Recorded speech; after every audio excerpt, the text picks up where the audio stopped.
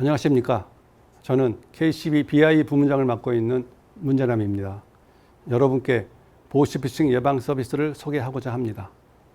2006년 첫 발생한 보이스피싱 사기가 점점 진화하면서 작년에는 6천억을 넘어서기에 이르렀습니다. 지금까지 누적된 피해액만 해도 1조 5천억이 넘는데 말이죠. 나는 안 걸리겠지, 누가 당할까 싶은 보이스피싱 사기는 캠페인과 방지 앱을 설치하는 등 아무리 노력을 해도 여전히 증가하고 있습니다. 방법이 없는 걸까요? 달라지는 범죄 수법은 달라진 방법으로 대응해야 막을 수가 있습니다. KCB는 해답을 송금 과정에서 찾았습니다. 즉, 실질적인 자금 이체가 이루어지는 송금 과정에서 사기를 예방하는 방법을 제시하였습니다. KCB의 안심송금 서비스는 다음과 같은 방법으로 보이스피싱 사기를 예방합니다. 첫째, 송금인의 위험 거래를 탐지합니다. KCB는 송금인의 금융거래 빅데이터를 머신러닝으로 분석하여 보이스피싱 위험군을 정교히 예측합니다. 특히 보이스피싱 사기의 상당 부분을 차지하고 있는 저금리 대환 대출의 경우 송금인의 사기 예방을 위한 맞춤형 알람이 가능합니다. 두 번째는 수취인 명의 확인 서비스입니다. 수취 계좌의 명의와 수취인의 핸드폰 번호의 명의를 이동통신사를 통하여 확인하는 서비스로 금융위원회가 지정하는 혁신금융 서비스로도 지정받았습니다. 예를 들어 보이스피싱 사기 과정에서 대포폰과 대포통장의 명의가 다를 경우 이 명의 확인 서비스를 통하여 예방이 가능할 뿐 아니라 실수로 일어나는 착오 성매의 경우에도 확실히 예방할 수 있습니다. 세 번째는 수취인의 거래 내역 확인입니다. 이 과정의 특징은 돈을 받는 수취인이 거래를 확인한다는 점에 있습니다.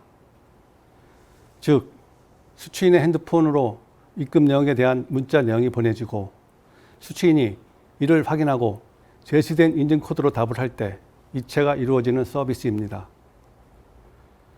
송금인과 수취인의 상호 거래 인증 방식으로 한 걸음 나아간 소통의 서비스라고 할 수 있습니다.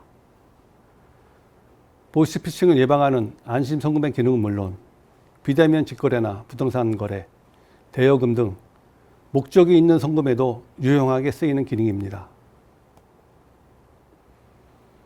지금까지 안내해드린 KCB의 보이스피싱 예방 서비스는 기존의 간편한 송금을 유지하면서 위험한 거래에는 맞춤형 알람을 드리는 안심송금 서비스입니다.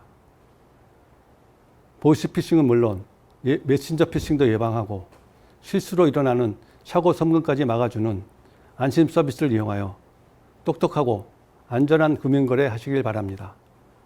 감사합니다. 안녕하세요. 보이스피싱 예방 전문가 KCB입니다. 작년 보이스피싱 사기가 6천억 원이 넘는다고 해요. 본인도 모르게 보이스피싱 사기에 이용된다는데 송금할 때 피싱 사기를 예방할 수 있는 KCB 안심송금 서비스를 알려드릴게요. 기존의 간편 송금은 그대로 보이스피싱 의심되는 거래만 예방하고 금융혁신 서비스로도 지정받은 안심송금 서비스입니다. 첫째, 위험군 예측. KCB는 금융거래 빅데이터를 머신러닝으로 분석하여 고위험군을 정교히 예측하고 위험 여부를 송금인에게 알려드립니다. 둘째, 수취인 명의 확인. 수취인 번호 확인으로 스스로를 보호하는 능동적 송금 방법 시스템입니다. 대포통장 대포폰은 이제 NO! 수취인이 알려준 핸드폰 번호와 계좌주의 명의가 다를 경우 경고 알람이 제공되니 안심할 수 있겠죠?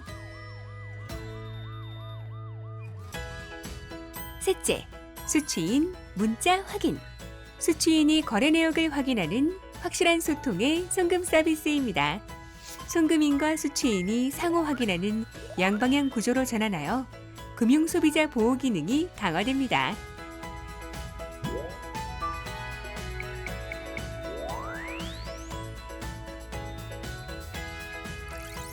수취인 문자 확인은 보이스피싱 예방은 물론 부동산 거래, 중고직거래, 대여금 등 목적을 가지고 이루어지는 송금에는 꼭 필요한 기능이겠죠? 보이스피싱뿐만 아니라 메신저 피싱을 예방하고 착오 송금을 방지할 수 있으며 거래 증빙이 가능한 안심 송금 서비스.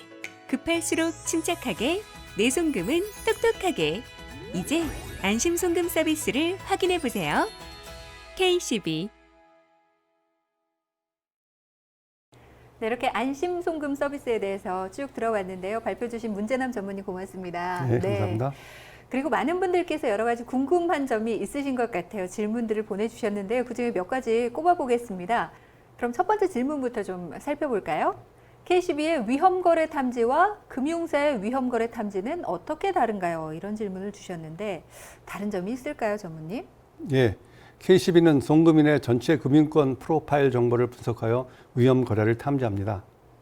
실시간 대출 정보 등 KCB만의 유용한 정보를 활용하여 머신러닝으로 분석하는 보이스피싱 탐지 모형은 높은 탐지율을 보여주고 있습니다. 네. KCB에서 갖고 있는 내 프로파일 정보를 분석을 하고 있기 때문에 네. 높은 탐지율을 보인다. 이런 말씀을 해주셨습니다.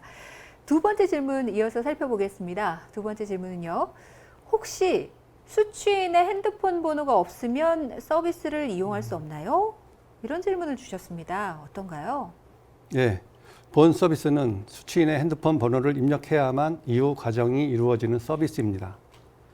처음 보내는 계좌이거나 큰 금액의 송금일 경우 수취인의 번호를 받아서 입력할 것을 요청드리며 수취인이 번호를 알려주지 않을 경우 의심에 불안한 메시지도 함께 제공이 됩니다. 아, 그렇군요. 수취인이 번호를 알려주지 않는 것 자체가 좀 의심스러운 네. 일이니까요. 알고 계시는 것이 좋을 것 같습니다. 네, 이제 마지막 질문, 세 번째 질문입니다. 서비스를 도입하게 되면 송금인이 좀 이래저래 불편해지는 게 아닌가요? 이런 질문을 주셨습니다. 확인해야 될 것들이 좀 여러 가지가 있어서 그런 것 같은데요. 어떻습니까?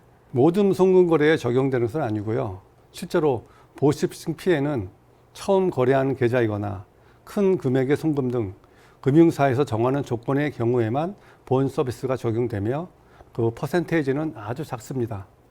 즉 위험 거래를 집중해서 정교히 찾아내고 맞춤형으로 알람을 제공하는 서비스입니다. 그렇군요. 모든 송금 거래에 적용되는 것은 아니지만 어쨌든 내 자산을 지키기 위해서는 이런 여러 가지 절차들을 좀 확인하는 것이 오히려 더 중요하지 않을까라는 생각이 듭니다.